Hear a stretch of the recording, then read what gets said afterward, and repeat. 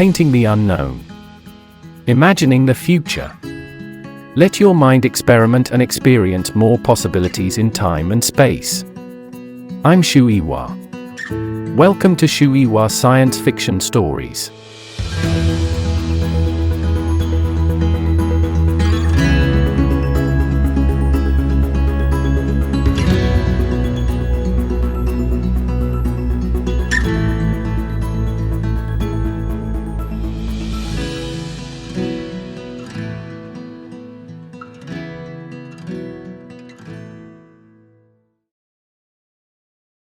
To get to the Chinese Academy of Sciences National Astronomical Center, where he can observe the cosmic background radiation, Wang drives up a steep mountain.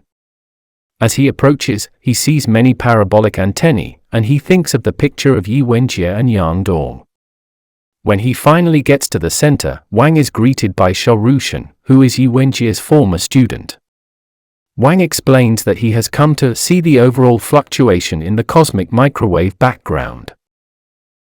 Sha laughs at this request. The cosmic background radiation changes so slowly, over millions and millions of years, that it would be impossible to observe any fluctuation in a single night. Still, to humor Wang, Sha agrees to help him in his task, and he pulls up the monitor for the Cosmic Background Explorer, COBE, an out-of-date probe. Sha explains that if the kind of fluctuation Wang is talking about were to actually happen, the flat green line on the monitor would turn red and start coming out in waves. Again, Sha tells Wang he thinks such a shift is impossible. Since Wang does not expect the fluctuation to start until 1 in the morning, he and Sha agree to get a drink.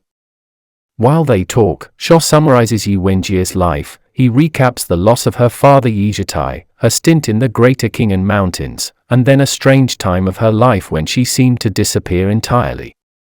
Eventually, in the 1990s, Ye Wenjie re-emerged and began teaching physics at Tsinghua University. Only recently did people learn that Ye Wenjie actually spent those middle years at Red Coast Base. As 1 in the morning approaches, the two men make their way back to the observatory. Sure enough, the line on the COBE monitor has turned red and has become a waveform. Sha is shocked, and so he checks other, more up-to-date radiation probes, all of which show a similar shift. Wang begins to track the lengths between the peaks of the waves, and he realizes that the universe is giving him a message in Morse code. Using the Morse code chart Shen Yufei gave him, Wang comes to realize that the universe is continuing to give the countdown that he saw in the photographs.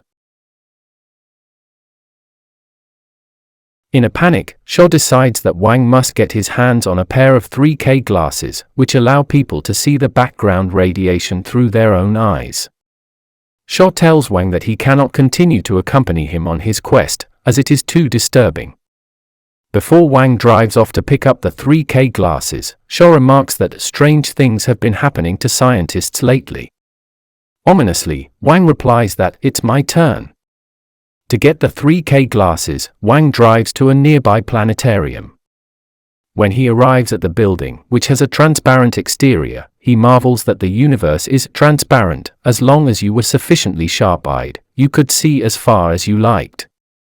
But the farther you looked, the more mysterious it became. Wang enters the planetarium and picks up 5 pairs of the glasses from a staffer.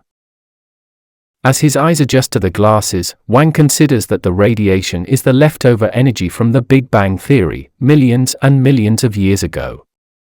Quickly, Wang realizes that the universe is indeed flickering, reminding him of a beating heart. He is aware of a strange, perverse, immense presence that could never be understood by human intellect. In a state of panic, he takes the glasses off and tries to readjust to the world around him. A few hours later, Wang leaves the planetarium and dials Shen Yufei. When he asks her what happens at the end of the countdown, she tells him that she does not know. He wonders if before every global catastrophe, like World War II, one individual has experienced a countdown like this, and has felt his sense of powerlessness before impending doom. Wang finds himself in front of a church, but he cannot pay attention to the beautiful domed ceiling or the touching choir music because he can only picture the pulsing background radiation. Just as Wang begins to cry, policeman Sha Ruishan appears, smoking a cigarette.